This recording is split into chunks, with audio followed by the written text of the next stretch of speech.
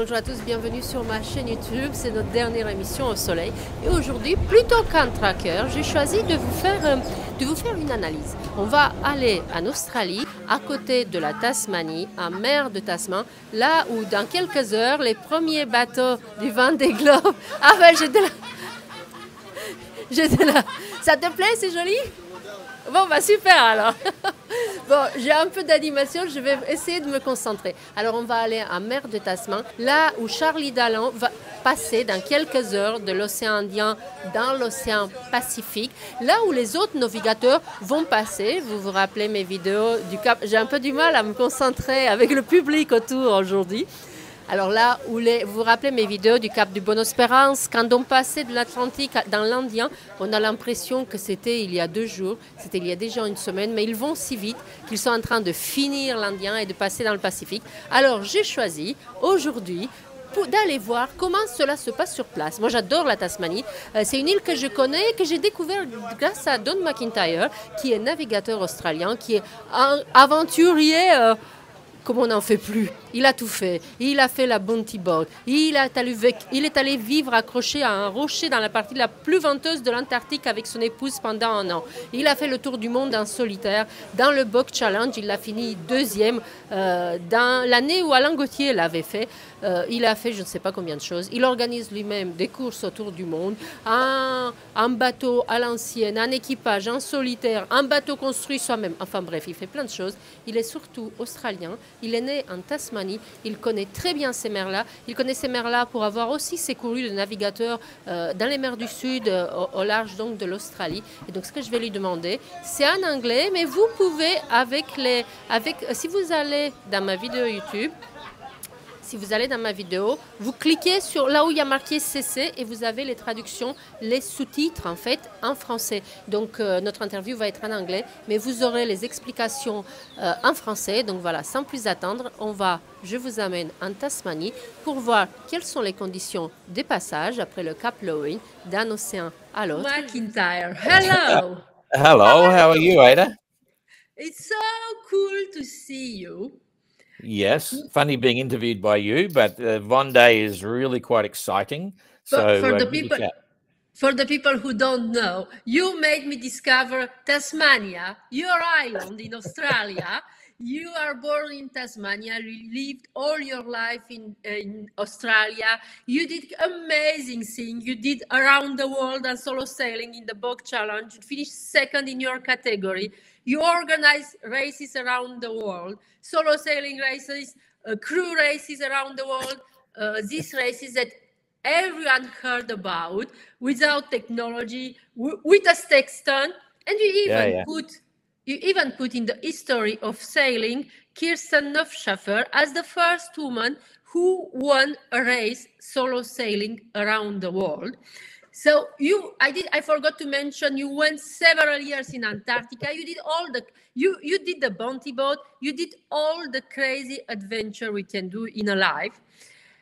And I call you today, especially to ask you, how is the waters that the skippers of the Vendée Globe will touch very soon? They are now close to the Cap Lewin, especially Charlie Dallan, but the next one also. They are going from the Indian Ocean to the Pacific Ocean, underneath your country, Australia. What is the specificity of these waters? Well, I mean, my experience in the Southern Ocean is over a long period. My first trip to Antarctica, sailing from Sydney down to the Antarctic continent, was back in 1993, okay? And since then, I've spent 20 seasons in Antarctica. I've done something like 60 transits from Australia to Antarctica or back again. We had our own ship. I've been on other expedition ships and yachts, sailed down there. So besides my own BOC, I've followed all the Golden Globe races, right? And been monitoring the weather. Even when Jessica Watson went round, I was watching the weather bits and pieces. So nearly 4 years of my life has been spent in the Southern Ocean on something, right? Following the weather. And the Indian Ocean, as you mentioned in your video report a few days ago, is usually more demanding than the Pacific Southern Ocean. Okay, that's where you get some really tricky stuff. But so far, the Vendée fleet has done really well. It's pretty average conditions, only one bit of a storm. And then secondly, there's an anomaly that happens. Hey, you right? guys and quite often who are born, catches people. You guys who are born in the southern seas, you call this big storm with 70 knots of wind in squalls, you call that just an average condition. For us, it's a proper storm. Well, yeah, it was a storm, don't get me wrong, but you know, everyone using their routing and their weather forecasting, they're basically keeping in good Southern Ocean conditions. It's fast. They're all sailing fast, you know, so I think generally everything's been kind. The Amokas are beautiful because you can steer away from a lot of it, but they still got it tough. They have to earn every mile that they're making. But what I wanted to point out is that you quite often get an anomaly in the weather between Tasmania and the southern tip of New Zealand. New Zealand gets in the way.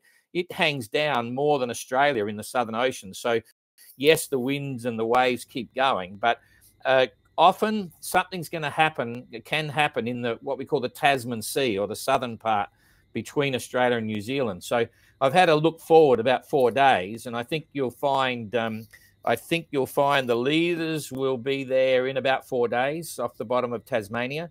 And it's a bit hard to tell what's going to happen after that. But if you look even now, there's always something funny happening with the weather. In about 2 days, if you look at the New Zealand weather under New Zealand, you'll see how some of it splits and goes north into the Tasman.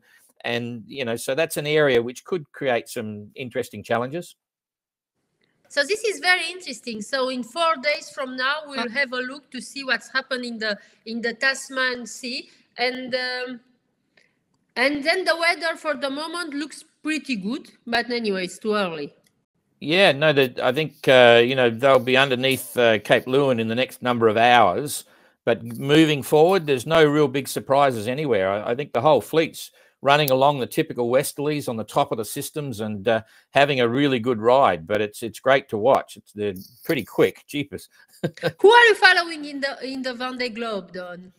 Well, it's interesting to follow the leaders, you know, and, you know, there's a lot of them there, but my favorites in there are, you know, personal connections.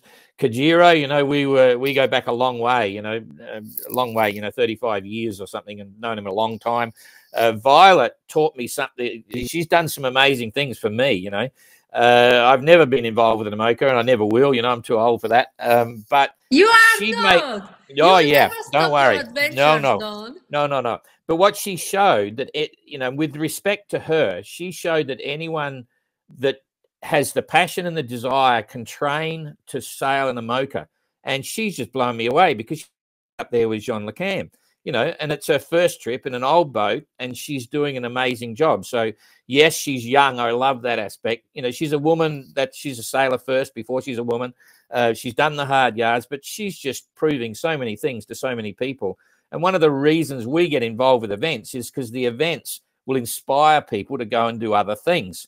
Who knows what's going to happen now with all the young girls in Europe? You know, they'll all be thinking, I want to do a Amoka, I want to do a Vende. So first thing they got to do is get in an Optimus dinghy and sail across the English Channel. You know, it goes back that far. So yeah, there's some really cool stuff going on there. And Conrad Coleman, he's a bit of a hero of mine. You know, his history in the Vendée is really interesting, and he's a real character. He's got challenges at the moment. And Pip Hare, you know, she blew me away in the last edition, and she's still doing amazing things right now. So I'm connected to the English speakers because I don't speak much French, you know. Yeah, I understand. Anyway, Don, I will stop the recording now because I'm not sure about the sound, but I hope soon, somewhere when I will be back in France or somewhere in the world, I will be able to make an interview about your adventures too, because you do some, you personally, but you also organize some crazy events, and also all your life. And even before today, everyone speaks about women in sailing, but people are speaking, some people are speaking and some other are doing. And you always fight to promote girls in sailing. You helped Jessica Watson when she was only 17 to go around the world. You promote girls, women in all your sailing events. And I will be happy to have a chat when we have better conditions to chat about what's for you promoting sailors. women, young sailors, all these things that you are doing in the last, I don't know, 20, 60, 50 years. I don't know, because you are so young, we cannot give you a name. Oh, yeah, right. Look, one thing that happened, I watched for the first time, just literally yesterday, the Vende documentary for the 2020 Vende edition. And when I was watching that, it was really amazing, a great film, and it really made me realize I'm missing being out there and doing it. I'm a doer rather than a talker, but running these events, I'm missing out on something, but that's cool. We love the events. We love the Golden Globe. We love the Ocean Globe and the Mini Globe, so it's cool. So I hope we'll I be like able the Vende. to Yeah, I like the Vende. I really do. Able to chat with you longer soon. Thank you for this interview and a short interview. Thank you for the condition to having tell us what's the tricky thing to watch in the Tasman thing and where and when. We'll watch this and see you soon, I hope. Yeah, okay. Have fun. Love your reports. See ya. Thank you, Don. Bye-bye. Bye-bye. Voilà, c'est la fin de ma vidéo aujourd'hui. Merci infiniment, Don MCINTYRE. Merci à vous de me suivre. On se retrouve sous la pluie. Bye bye.